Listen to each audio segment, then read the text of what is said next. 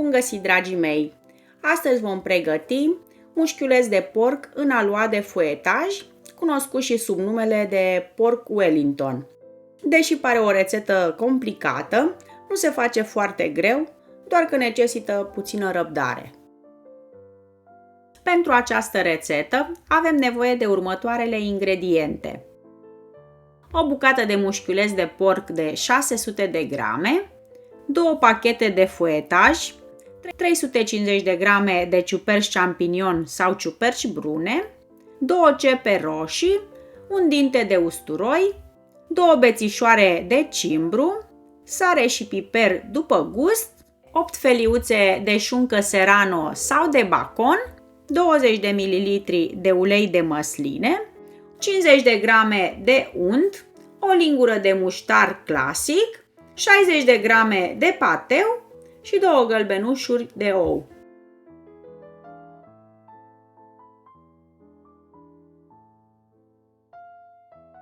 Pentru început, vom curăța mușchiulețul de porc cu un cuțit bine ascuțit de orice membrană de la suprafață.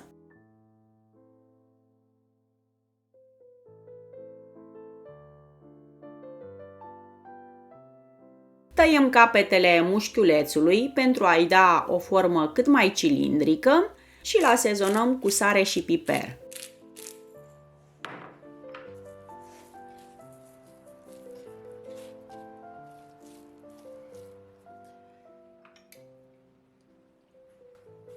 Încingem uleiul la foc mare și frigem mușchiulețul pe toate părțile, 30 de secunde, 1 minut, doar atâta cât să-l sigilăm pentru a-și păstra toate sucurile în interior.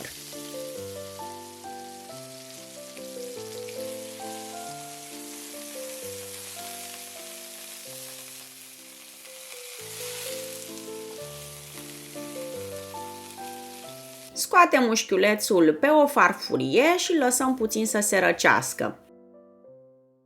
Amestecăm muștarul cu pateul și ungem mușchiulețul de porc cu ajutorul unei pensule.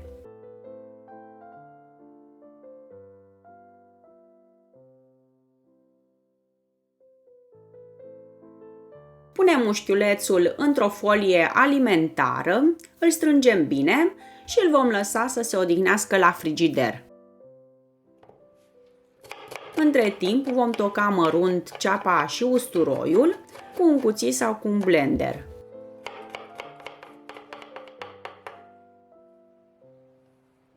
Ciupercile, după ce au fost șterse bine cu un prosop umed, le vom toca mărunt cu un blender sau cu un cuțit.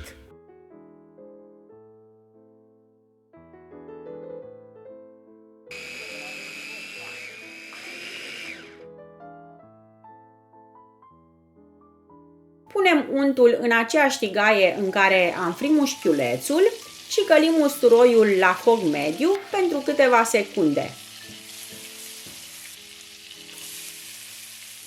Imediat adăugăm ceapa și o călim până când se va înmuia și va deveni translucidă. Punem ciupercile tocate mărunt, condimentăm cu piper proaspăt măcinat, puțină sare și 2 bețe de cimbru și le lăsăm la foc mediu până când se va elimina tot lichidul din acest amestec. Lăsăm ciupercile să se răcească complet, iar apoi putem să trecem la asamblare. Întindem pe blatul de lucru folie alimentară și așezăm feliile de șunculiță puțin suprapuse.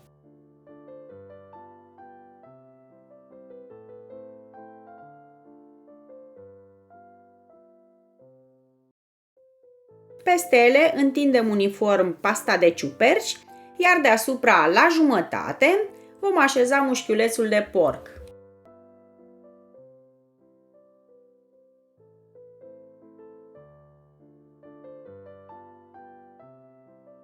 Rulăm cât mai strâns, iar la capete vom suprapune puțin feliile de șunculiță.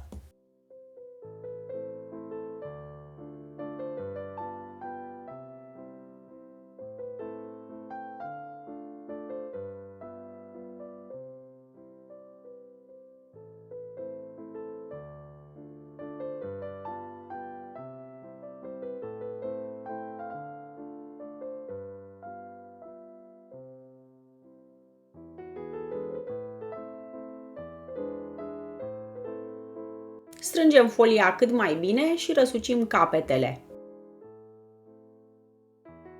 Formăm un cilindru și îl vom da la frigider pentru 30 de minute. După 30 de minute, scoatem ruloul din folie și îl așezăm pe aluat.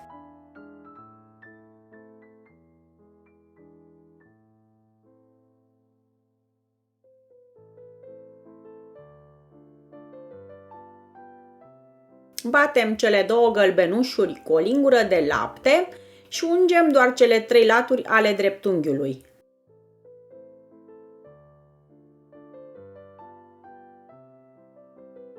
Rulăm aluatul ajutându-ne de hârtia de copt, iar la final vom tăia surplusul de aluat.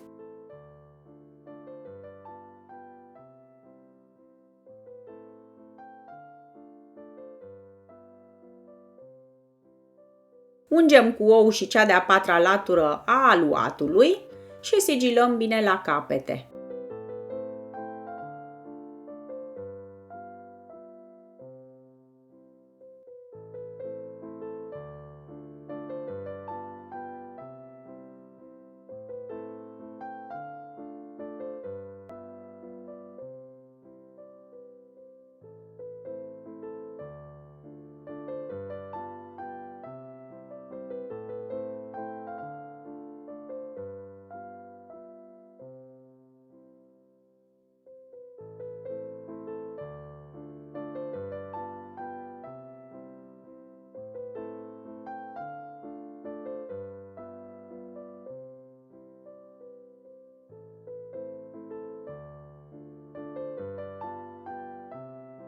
Îl punem în folie alimentară și îl dăm la frigider până când se va încălzi cuptorul.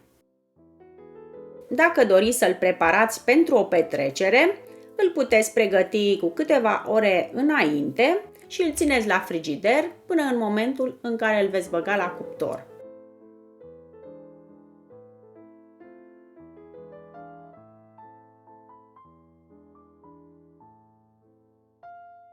Când avem cuptorul preîncălzit, scoatem ruloul din folia de plastic, îl așezăm în tava în care îl vom coace și îl ungem cu gălbenuș amestecat cu puțin lapte.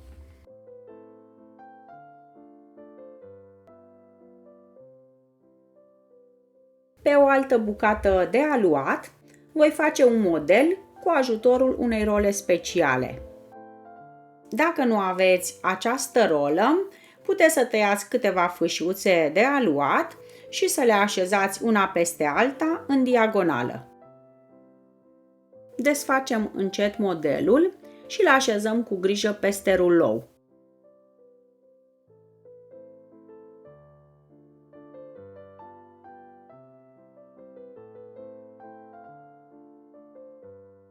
Tăiem surplusul de aluat și ungem și modelul cu ou.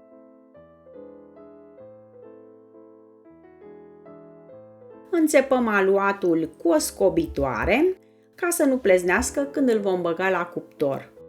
Voi da ruloul la cuptorul preîncălzit la 190 de grade pentru 45 de minute. Dacă vă place carnea mai puțin făcută, atunci 35 de minute sunt suficiente.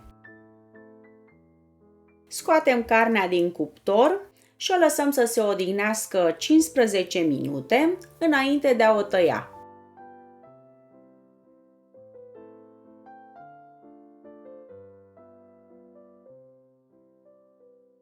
O feliem și o servim acompaniată de o garnitură de legume fierte și un sos de vin roșu sau un sos de muștar.